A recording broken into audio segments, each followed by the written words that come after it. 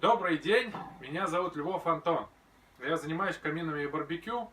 На данный момент мы находимся за городом, в Ропшинском поселении. Это вторая часть нашей стройки камина с кассетой. Что мы сделали за прошедшее время?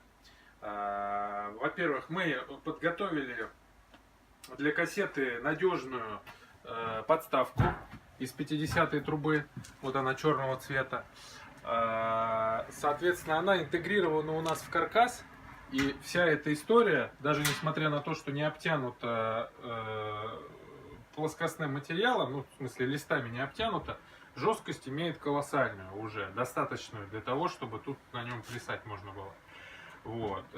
И сформировали общий, так сказать, объем, с которым мы будем впоследствии работать. Установили кассету. Кассета вот у нас с открывающимся боковым механизмом. Простая, но надежная. И установили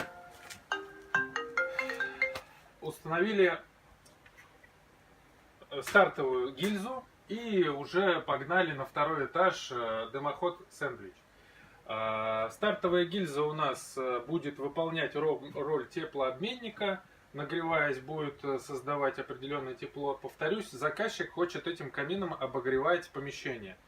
Вот, соответственно, здесь будут выполнены как вентиляционные окна впоследствии в это помещение, для того, чтобы обогревать его, вентиляционное окно в помещение коридора, и наверх мы разведем тоже патрубки, для того, чтобы максимально использовать тепло от данного камина.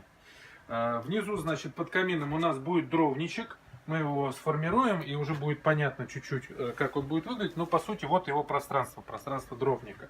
Вот. И напомню, у нас вот по нашему 3D проекту, который мы с вами видим, у нас еще будет здесь организован подиум, на котором будет лежать гранитная полка. Впоследствии это все обошьется. Здесь будет деревянный брус. Вот так вот у нас и все. Вот. Ну, соответственно, вкратце все. Обязательно хотел отметить, что мы обшили ватой специальной каменной нашу заднюю стенку, оставили необходимый и требуемый производителем зазор 5 сантиметров от ваты до кассеты.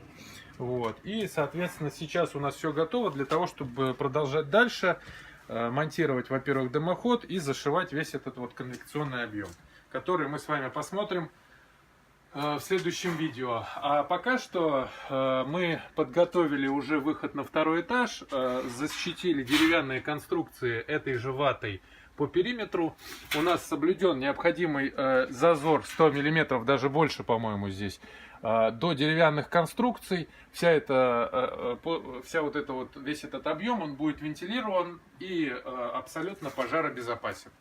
Соответственно, в следующем видео посмотрим, как мы здесь разобрались с дымоходом и уже окончательно объем зашитого камина. Всего хорошего, спасибо!